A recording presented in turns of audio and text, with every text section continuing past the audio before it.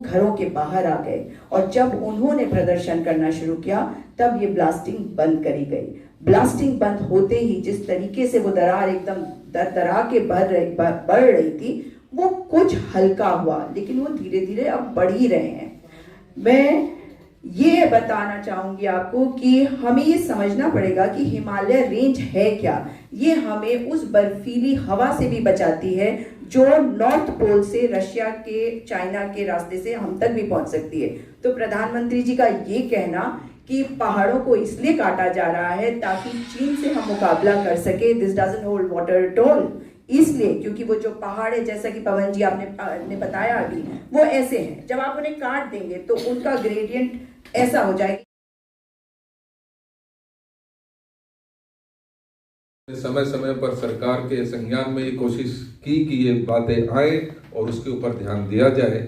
जिस तरीके की लापरवाही और असंवेदनशील तरीके से इस पूरे मामले को देखा गया और किया गया, ये सरकार की हम जहां भर्त्सना करते हैं, आज मैं आपके सामने ये भी बताना चाहता हूं कि हम हमारे कांग्रेस पार्टी की तरफ से लगातार यहाँ पर डेलीगेशन जाते रहे हैं और आज जब हम यहाँ पर बैठे हैं तो सुबह सुबह पिछले 2 दिन भी लगातार हमारे माननीय प्रदेश अध्यक्ष माननीय हरीश रावत जी, हमारे सीएलपी लीडर, वहाँ के मौजूदा विधायक और अन्य जो सीनियर लीडर्स हैं, पूर्व अध्यक्ष गणेश गोंदियाल जी, वो सभी पिछले 2 दिन से वहाँ पर जमे हुए हैं और उन्होंने वहाँ का पूरा जायजा लिया है। कुछ पिक्चर्स वहाँ से उन्होंने हमें यहाँ भेजी हैं, उसका अभी हम डिस्प्ले करेंगे। किस तरीके की समस्या, ये एक तरीके से बहुत बड़ी समस्या के रूप में अब हमारे सामने आ गया और ये समस्या अब घंटों के हिसाब से इसमें बदलाव आ रहा है। घंटों के हिसाब से ये दरारें बढ़ती जा रही हैं। जब आप पिक्चर्स देखेंगे तो आप स्वयं समझ पाएंगे कि कितनी गंभीर ये समस्या अब बन चुकी है। हमने वहाँ पर, हमारी पार्टी ने वहाँ पर ये तय किया है कि वहाँ पर हम लगातार वहाँ पर बने रहेंगे। जो वहाँ के पीड़ित लोग हैं, जिस तरीके इसका व्यवहार उन लोगों के साथ माननीय मुख्यमंत्री जी और भारतीय जनता पार्टी कर रही है, उसका संज्ञान लेते हुए हमारे एक कमेटी, जिसमें सुमित हरदेव जी जो हमारे हल्द्वानी के विधायक हैं और यूथ कांग्रेस के अध्यक्ष, वो वहाँ पर लगातार बने रहेंगे। जो भी समस्याएं आएंगी उनको टैकल करेंगे। जो वहाँ पर पीड़ित लोग हैं उनकी समस्याओं के समाधान के लिए यथासंभव हम कोशिश करेंगे।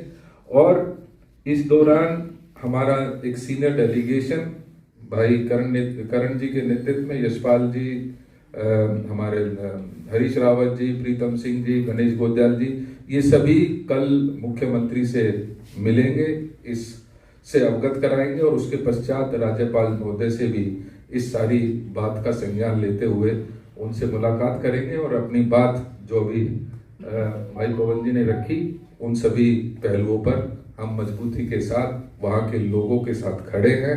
यथासंभव उनकी मदद की जाएगी। उनको विस्थापित करने में हमारा फर्ज बनता है। हम उस फर्ज को निभाते हुए कांग्रेस पार्टी मजबूती के साथ उनके साथ खड़ी रहेगी। धन्यवाद। छोटा सा राज्य है और प्रधानमंत्री जी कहते हैं कि वो केदार बाबा में बड़ा विश्वास रखते हैं। तो आज जब ये आपदा की स्थिति हमारे यहाँ आई है, उसके कारणों का पता लगाया जाना चाहिए। आप लोगों को बताना चाहती हूँ कि ये यंग फोल्ड माउंटेन्स की श्रेणी में आते हैं, यानी कि ये बहुत कमजोर पहाड़ हैं। इनकी उम्र बहुत कम होने के कारण इन्हें माना गया है कि ये शिव की जटाएं होती हैं जो आपकी जो मिट्टी है उसको बांध के रखती है, इसलिए पेड़ों को नहीं काटना चाहिए। मगर आपको बता दूं कि 4 धाम रूट को लेकर या रेलवे प्रोजेक्ट को लेकर जो बहुत बड़ी बड़ी बातें केंद्र के द्वारा करी गई हैं, उनके कारण आज उत्तराखंड इस स्थिति में पहुंच गया है।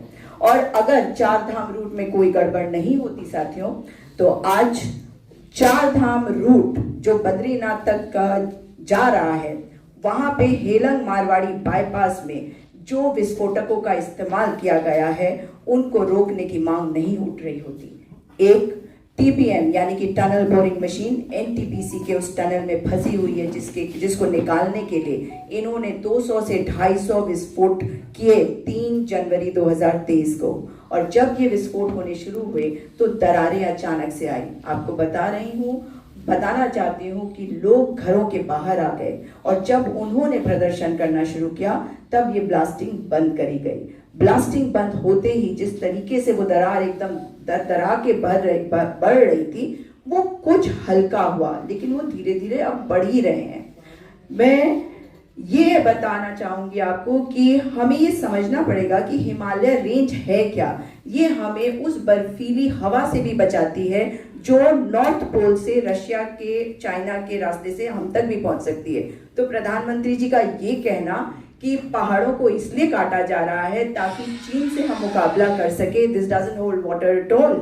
इसलिए क्योंकि वो जो पहाड़ है, जैसा कि पवन जी आपने बताया अभी, वो ऐसे हैं, जब आप उन्हें काट देंगे तो उनका ग्रेडियंट ऐसा हो जाएगी, यानी कि वो खड़ी चढ़ाई हो जाएगी। और आप जानते हैं अगर मिट्टी कम है तो लैंडस्लाइड्स और बढ़ जाएगी। जो पहले ही लैंडस्लाइड के ऊपर, जो पहले ही ग्लेशियर डेब्री के ऊपर पहाड़ हैं, अगर आप उनके साथ छेड़खानी करते हैं तो आपदा की स्थिति मानव रचित, भाजपा रचित हो जाती है। और ये मोदी जी को समझना चाहिए। इस वक्त लोगों की जो मांगे हैं उनकी तरफ ध्यान नहीं दिया जा रहा। अभी बार बार कहा जा रहा है प्रधानमंत्री जी ने संज्ञान लिया, तो प्रधानमंत्री जी ने संज्ञान लिया एक संघीय ढांचे पे, मुख्यमंत्री किस बात का? और इसीलिए राजनीतिक कारण देखिए, 3 मुख्यमंत्री दिए थे पिछली बार और वही वाले मुख्यमंत्री जो हार गए उनको दोबारा से इलेक्शन लड़वा के जितवा के मुख्यमंत्री बनाया गया। तो आप मुझे बताइए कि क्या उनके अंदर हिम्मत होगी कि प्रधानमंत्री को ये कह सके कि इस प्रोजेक्ट को रोका जाना चाहिए।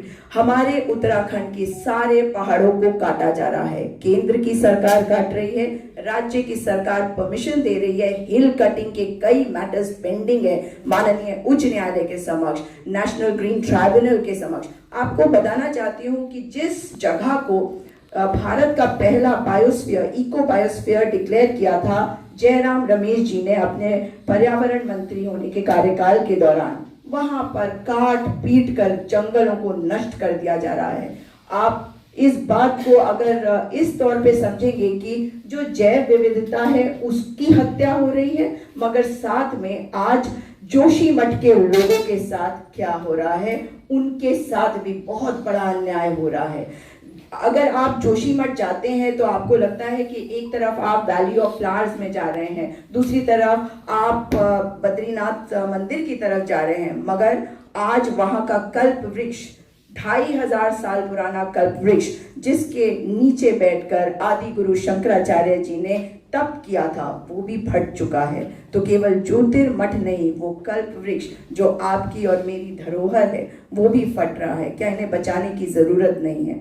इसे नेशनल डिजास्टर के रूप में डिक्लेयर करें तुरंत प्रधानमंत्री जी, और ये भी मुख्यमंत्री जी को निर्देशित करें कि वो 3 तारीख से 5 तारीख तक क्या कर रहे थे। 3 तारीख को दरारें बढ़ी, 5 तारीख को एसडीएम के निर्देश आए कि ब्लास्टिंग को रोक दिया जाना चाहिए, सारे कार्य बंद होने चाहिए। उसके बाद मुख्यमंत्री पुष्कर सिंह धामी 7 जनवरी को पहुंचे जोशीमठ। क्या 3 तारीख से 7 तारीख लगने चाहिए थे? क्या वहां के लोगों के दर्द को वो नहीं समझ सक रहे? पहाड़ हमारे, जोशीमठ हमारा, लोग हमारे, और मुख्यमंत्री इसका संज्ञान स्वयं नहीं ले सकते। संज्ञान कोई लेता है तो प्रधानमंत्री जी, उसके बाद वो निर्देशित करेंगे। ये दुर्भाग्य है उत्तराखंड का। इसलिए अब ये देखना होगा कि जो जोशीमठ संघर्ष समिति वहां के लोगों के द्वारा बनाए गए हैं, उनकी क्या मांगे हैं। पहली मांग उनकी है कि हेलंग मारवाड़ी बाईपास जो 4 धाम वेदर रोड का हिस्सा है उसको बंद करा जाए, उसमें कार्य दोबारा ना शुरू किया जाए। दूसरा, जो टनल है एनटीपीसी का, उसमें कोई विस्फोटकों का इस्तेमाल ना हो, उस कार्य को बंद कर दिया जाए। तीसरा, जो बीमा इनको मिलना चाहिए था वहां के लोगों को, जो ओरिजिनल अग्रीमेंट हुआ था उसमें ये था कि जो लोग हैं अगर उनके साथ कोई हादसा होता है तो उनका बीमा करा जाएगा, वो अब तक नहीं हुआ, उस बीमा को करा जाना चाहिए। संघर्ष समिति और जो बाकी लोग हैं जोशीमठ के, उनको एक समन्वय समिति का हिस्सा बनाकर एक समिति बनाकर मुख्यमंत्री से वार्ता भी करी जाए, पीएमओ से वार्ता करी जाए, ताकि नुकसान का जायजा लोगों को साथ लेकर करा जाए। ये लोकतंत्र है, इसमें तंत्र नहीं जन ही आगे रहेगा। और ये प्रधानमंत्री हो या मुख्यमंत्री हो, उनको समझना भी पड़ेगा और मानना भी पड़ेगा। तो हमारी जो मांगे हैं उनकी तरफ ध्यान देते हुए मैं उम्मीद कर रही हूँ कि जैसा कि अभी पवन खेड़ा जी ने भी कहा कि इसमें नेशनल डिजास्टर इसको इसलिए डिक्लेयर करना चाहिए क्योंकि हमारे पास उतने संसाधन नहीं है कि हम इस डिजास्टर को हैंडल कर सके।